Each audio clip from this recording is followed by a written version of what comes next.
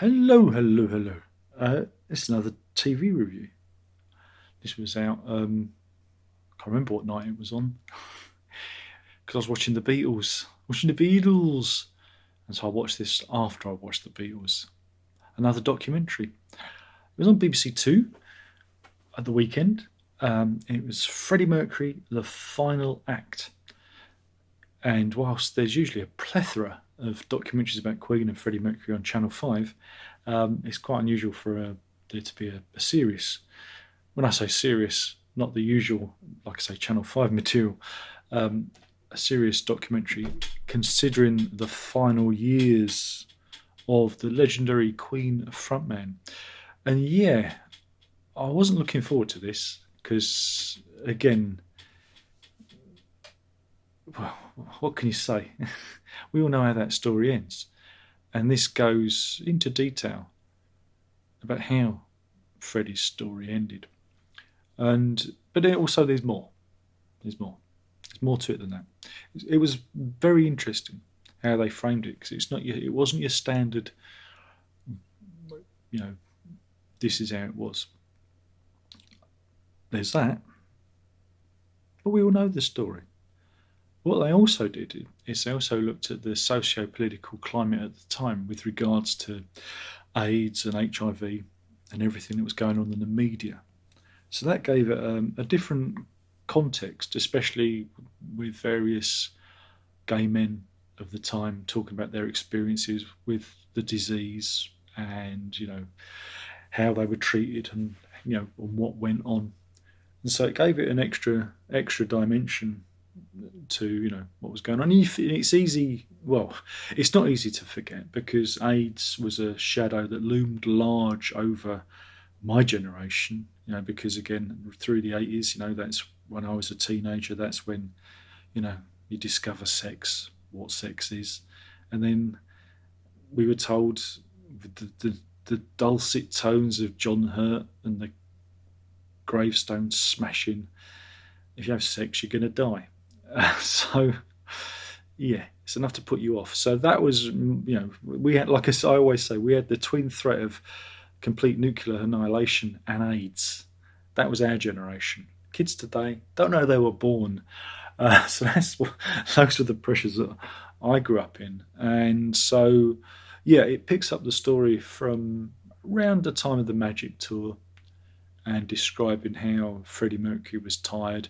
And again, I knew that Queen weren't planning to tour after that because I think John Deacon had mentioned it in an interview. Again, it had come from, Queen had already said, that that was kind of it. They were kind of fed up doing the touring schedule. And at the time, you take it for what it is because they'd already done the biggest tour of their lives. We hadn't quite seen the birth of the mega tour, things like what the Rolling Stones and U2 do, that big stadium cycle of tours didn't quite exist back then. You had kind of short bursts of activity. Whilst there, some bands toured for a year, they didn't play stadiums for a year. This was still like the early days of like stadium rock. The way it was done was slightly different. You didn't have that kind of global reach that you saw latterly with, like I say, the likes of U2 and the Rolling Stones and whatnot. Yeah, I mean, it existed in the 70s with Led Zeppelin and bands like that, but they were kind of shorter tours. It wasn't a length. I've got to be careful what I say because somebody in the comments will go, Darren. But at the time, Queen had just finished their biggest tour, so it wasn't really a surprise that they might be, either tired of it or worried that they couldn't top it. So I wasn't really surprised because Queen were always different. And so news from the front was they were just going to concentrate on doing albums, and that was fine. It was fine for me. And then we had the rumours, and there was lots of rumours from the tabloids back then, and the tabloids were terrible. People forget that, and this program illustrates the kind of venom and fear mongering that you saw. It's like we have today with the pandemic we have at the moment. We had a different pandemic then, but again, the press is still Still the same, pushing fear out there because fear, I guess, sells newspapers. And so we chart the story of, Freddie's descent into illness.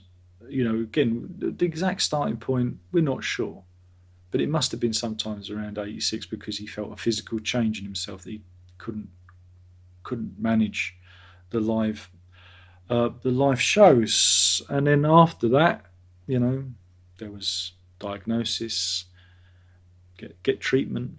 But he never told his bandmates, even though they had an inkling something might be going on. Um, Again, the press were hounding him, and this story is set against the backdrop of what was going on in this country at the time with regards to, like I say, gay men, the early people that had the illness, their personal stories, the media coverage and whatnot. And again, it was a tough watch because those times are behind. I'd like to think those times are way behind us, but to see it writ large again, just how bad, and there was a lack of understanding, gay plague and all this kind of thing. Um, yeah, it was quite horrific. Though I just want to, not to kind of hijack it, but they always forget one of the biggest health um, cover-ups and controversies at the time was the haemophiliacs and people who were infected by infected blood in surgery. Because that was it, Factor 8, I think it was called, used blood from America, which wasn't screened properly. And that was effectively covered up by a government, and I don't think they still got the compensation for it. They're just waiting for the victims of that to die. You got children. Children were infected with HIV because of just because it was cheaper, and that's never really mentioned in these documentaries. And I always feel that that's a bit unfair because there's a whole strata of people that were affected by HIV who were wholly innocent. I'm not saying that people who have sex are bad or anything. I'm just saying, but these people weren't having sex because they were children or having surgery or whatnot. But they're never mentioned in the HIV/AIDS documentaries, and if they are, it's very brief. Because again, I still think it's the bigger shame that this country is never really accepted. But I'm getting off topic. Sorry, but that's not to take away from the story of the gay men and straight people that died early on when treatments were well. I think they did. A lot of the treatments didn't really help, did they? Thankfully, it's not a disease now that will kill you outright. So yeah, we hear the story and how it affects the band and how they see Freddie Mercury just kind of sliding away his sister. She knows it. She can sense what's going on. And, it isn't until the making of Innuendo that he says to the band, well, you know what's going on. You must have read it in the papers and whatnot. And they're like, no. Roger Taylor said, I thought maybe he had something wrong, like cancer or, liver cancer or something. He didn't think it was necessarily HIV because, again, in the studio, Freddie Mercury could still pull out all the stops. And there is an amazing story that Brian May tells. And I'd heard the story before, being a Queen fan. Recording The Show Must Go On, which Brian May had worked on the music and the starting of the lyrics, and Mercury had helped him finish it. And he said it was about Freddie, but I'd never told him. It was in a roundabout way. And he said, well, let's do the vocals, darling. And he takes 2 big chugs of vodka because he's medicated and he's in pain. Even sitting down causes him pain. And he blisters through the vocals for that song. It's one of the last things that they record. And May says, and if you listen to it, he sounds, he hits notes that that would be hard, anyone would be hard to reach. And it was an amazing performance. And they play the bare vocal track, and it's an astounding, it's astounding. But then, after that, we hear how he takes retreat in garden lodge, and well, the last fortnight just gives up, denies treatment, and just waits for pneumonia to take him. And then after that, we have, obviously we have his death and funeral and the adulation. But as Roger Taylor said, well, the tabloids were, great, writing these great tributes, but soon after they turned their condemnation on him and blamed his lifestyle and whatnot, and were very condemning. And there was a clip of John Blunkett, David Blunkett, the blind, a Labour former minister, absolutely talking in the worst ways. And I'd never seen this interview. And it must have been around 91, 92. Just talking about Freddie Mercury in the most obscene way. And again, because, religion. Where's that got us? Just more war. And you watch that clip alone, you think, God, how would I ever vote for such a political party? I was such a fool.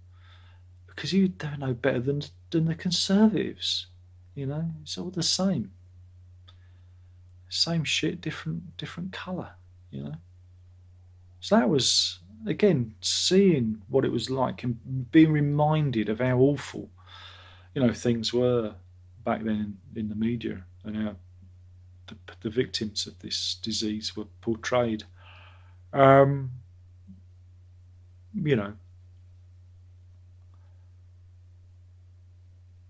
it was pretty bad. I can hear people in the comments saying, "But Darren, you mock anti-vax people who get COVID," and I go, "Yeah, because they've had option of science."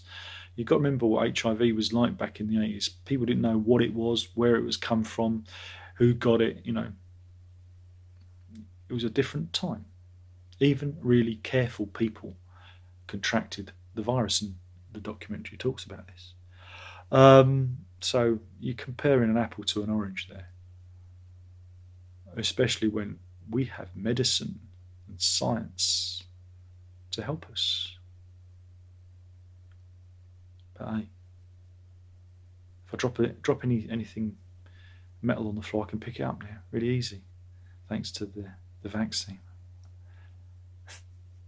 But yeah, it was seeing the behind the scenes footage of the tribute concert was something else. Again, you see Bowie there and George Michael, and that's sad because they're no longer with us. And you see all the audit. And again, I'd already done my review of the tribute concert, and yeah, watching it again, they didn't show the Robert Plant, but they showed near enough everyone else. And of course, Axl Rose barnstorming on stage, and George Michael's amazing performance, and Lisa Stansfield. So it's good to see that, but it was a real hodgepodge. You watch it and you realise just how it shouldn't have worked. I think even was it Harvey Goldsmith, the promoter, said it'll never work. And yes, that was the kind of the end of the documentary, and all the money that was raised by that. It started the Mercury Phoenix Trust, And yeah, it was a hard documentary. It was a hard documentary on many levels. Moist eyes throughout, but it was good and bad. I don't know. I don't know if I should have watched it, but you watch these things. I don't think I learnt anything new from it because, again, a lot of this stuff I'd read about and understood, but you got to hear his sister talk about it. It was a contemporary interview with her and Brian May and Roger Taylor. Yeah, and that's it really. But yeah, it's a bit depressing.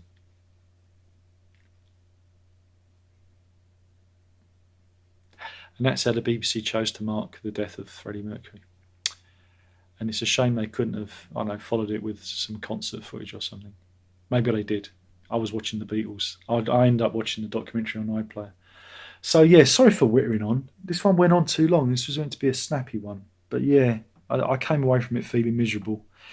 Um,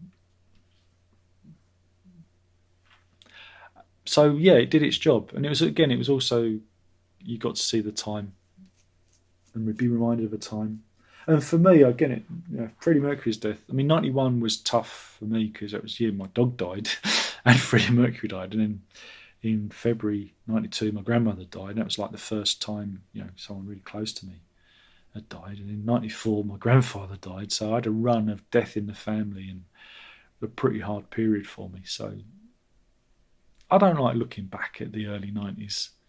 I don't like looking back at it. It's not a good time. I've kind of forgotten it all. But yeah, if it's available in your territory, give it a watch. But like I say, be prepared.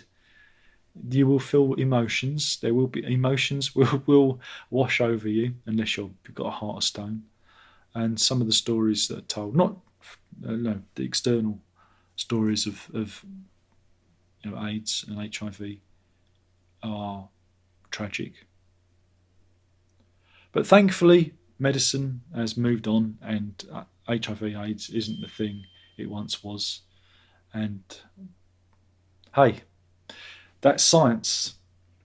Yes, that's it. Thanks for watching. My name is Darren Locke. I've been talking about the recent documentary, Freddie Mercury, The Final Act, which was a hard watch and the complete opposite of the Beatles documentary. That's it. Thanks for watching. Ta-da.